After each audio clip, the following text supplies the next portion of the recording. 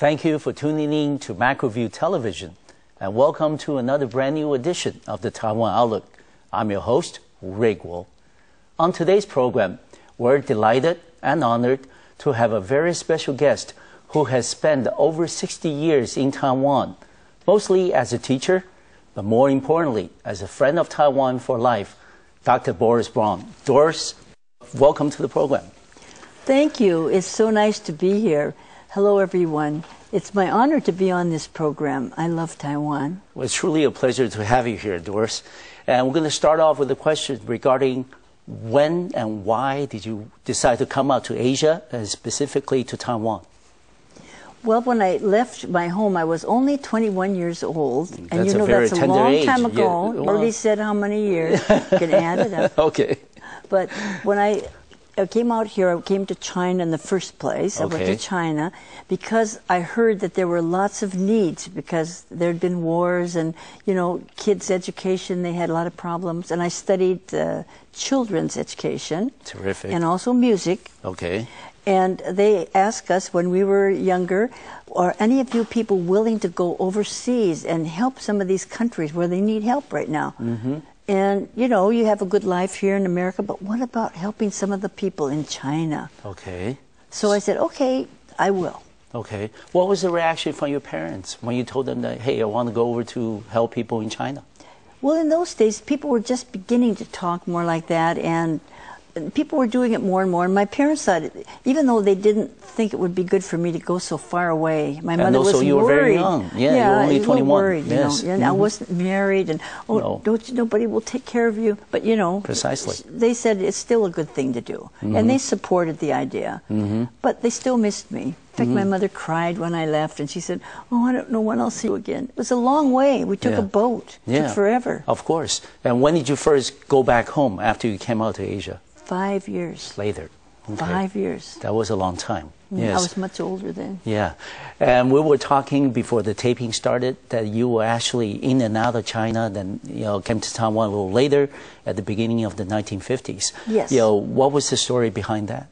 Well, when I first went to China, we thought we would stay longer, but they were having the Civil War. Yeah, that was back in 48. 1948. Exactly. Yes. Okay. And at that time, every time we would be in one city, they would say, well, this city is going to be, falling now. You better go to another city. I went all over China, even up to Sichuan and to Gansu and every place. Yeah. But every place we went, still fighting.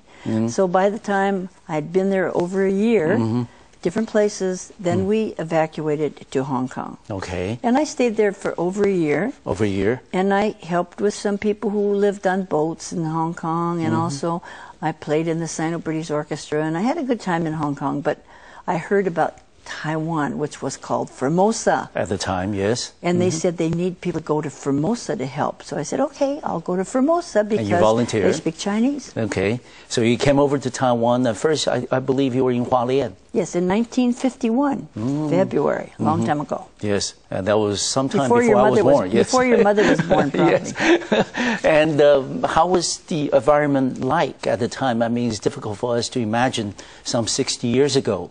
The situation in Hualien. Well, actually, Taiwan's whole situation at that time, even in Taipei and Zhongshan Beilu, there were buffalo going down the street, and it was so different you wouldn't recognize it. And Hualien was even more country-ish. Agrarian. Yes. But it was a beautiful place, and the people were nice. Wasn't that convenient, but on the other hand, it was still a lovely place. And when you arrived first in Taiwan and in Hualien, of course, and how did you start, to be engaged with the land, with the people? Did you start teaching English right away or doing other things first? No, I didn't teach English too much at first because there wasn't a big need for English. Because people weren't very international. It was very localized, and they didn't need English. But I taught many other things like how to bring up children, take care of them, and also I even taught some Bible at the tribe seminary for the people from the mountain people. Of course. And then I taught music and many different things. Okay. And I taught in 6 different grade schools in Hualien. Okay. and I played on the Friends of the Service men's basketball team. Really? And just became part of the people and the culture and, learned to be like local people. Okay. And how long were you in Hualien when you first arrived? 7 years. 7 years. And you being engaged with the people and with the different kinds of things that you were able to help them. What was your overall impression at the time? Did you think that Taiwan, of course, at the time, the political situation was still kind of, shaky. And there were a number of conflicts, military conflicts in the Taiwan Strait. And a lot of people around the world didn't think that we're going to be able to hold up, at the time. Yes. So what was the sentiment with the people at the time? Well, actually, I lived with tribes people. Sometimes for weekends or go up there and help them. Yes. Lived with Taiwanese people and also, with many kinds of people, refugees and so forth. Precisely. But at that time, we had to carry our passports with us just in case there was something happen. We were supposed to get on a plane. Yeah, to be evacuated. But the airport had buffaloes on it, and we had to clear the buffaloes off, so we didn't know if we'd make it. It was quite countryish. Yes. Yeah. And it was a little bit unsettled, but being younger, it didn't really bother us too much because we figured, we'd just do what we could. Yes. And I thought, well, if there was a problem, I'd put on a black wig and stay there because my blonde hair was very noticeable. Yeah, it would stand out. Yes. The tribes people at that time had the tattoos on their face. And when I first went there, it was a little strange to go to a village in the mountains and wake up in the middle of the night and people had these torches that were, pitch torch made. They didn't have electricity at night. And then they would be looking at me, and here I would wake up, and here were these people with tattoos on their faces looking at me, and I thought, must be having a nightmare. It was kind of strange. Yeah, it could be quite intimidating. A little strange. Yes. And Doris, I suppose at the time you must have encountered a number of different challenges and obstacles, both in terms of adapting to the local ways of doing things and the lifestyle. How did you overcome them? Well, I think I had a determination that I was going to stick with it and not just say, well, if I don't like it, I'm going to go home. That's what people do now. Yeah. We couldn't do it then. No. It took too long to get there, and we didn't have enough money for one thing. But, determination to stick with it was one thing. And also, I think the hardest thing is the language barrier. Of course. Because I was trying to learn Mandarin at the time, and a lot of the local people, of course, spoke Taiwanese and Japanese. Yes. And tribes' languages. Yes. Bunanzu, Amitu, all those different kinds. Exactly. So I found a challenge to communicate. So I learned a little bit of some of the languages. I can still speak some of the Tile tribes' language. Really? Even till today? Yeah, Gagina Sabamu, and you can talk to people. You got me there. Yeah. I don't know any of it.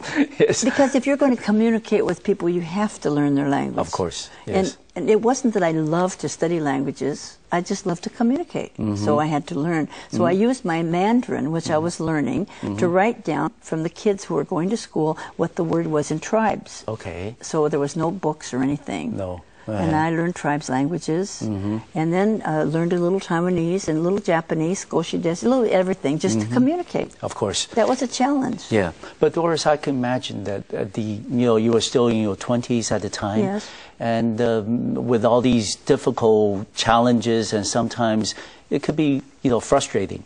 Did you ever think of, as far as you can remember, that there maybe was a time that you thought, oh, this is too much. I miss mom and dad. I miss, home.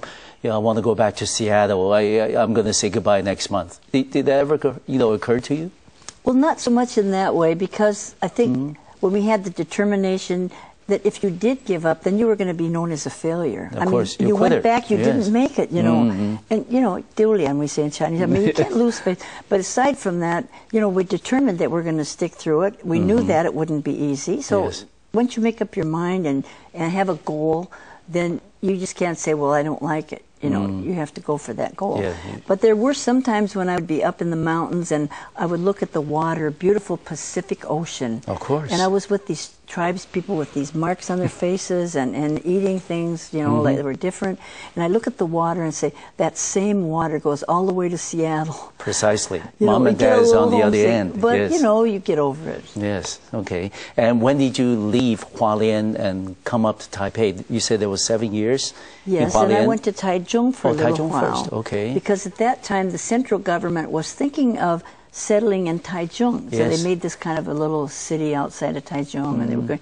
And so that's why I thought, at that time I started radio programs in Hualien. Okay. I started youth camps for young people. Okay. At that time we did not have what we call the Peace Corps here, the Jokotuan Meo. No. We didn't have that. And so the young people didn't have anything in the summer. So I started youth camps at Sun Moon Lake. Oh, yes. At Hanbilo. Yes. And for everybody all over the island. And I started radio programs. I had singing groups in Hualien. Okay. And we went all around the island to Pingtung and Taichung and sang and put on concerts and children's programs. So I did all of this in Hualien. Yes. But then the communication wasn't so good. So we said, well, better move to the other side of the island to be on the radio. I was on the radio on the every West day. Coast, yes. And then when I lived in Taichung, we said, well, the central government was still in Taipei, so decided to move into Taipei in 1960. 1960. And along those, different, places that you've stayed, which one did you enjoy the most? Hualien, of course. Oh, really? Okay. Yeah, I'm still a citizen of Hualien. They call me a local citizen. So I always say, I'm from Hualien. Yes, and you still have a lot of friends? Oh, and, yes. And tribes people, they call me Libik. That's my tribe's name. Okay, Libik. That's the name they gave you. Just recently, I went down to Makai Hospital for something, and somebody said, Libik, and it was a tribes people. They still know me. Okay, that's remarkable. And all these years that you spend in Hualien and meeting and engaging with the people, did you ever think that there were maybe one or two things that you could do more or done it differently when you were first there back in the 1950s? Probably couldn't have done much more because in my house I had a radio studio, I had a tribes lending library, I had a youth center for the high school students. I couldn't have done too much more. Multifunctional, indeed, yes. I want to thank Doris for that very, comprehensive background regarding her, first visit to Taiwan and the reason for her to stay on this beautiful island. We're going to take a short break on the program. We'll be back in 3 minutes and we'll continue our conversation with Dr. Doris Brougham. I'll see you in a little bit.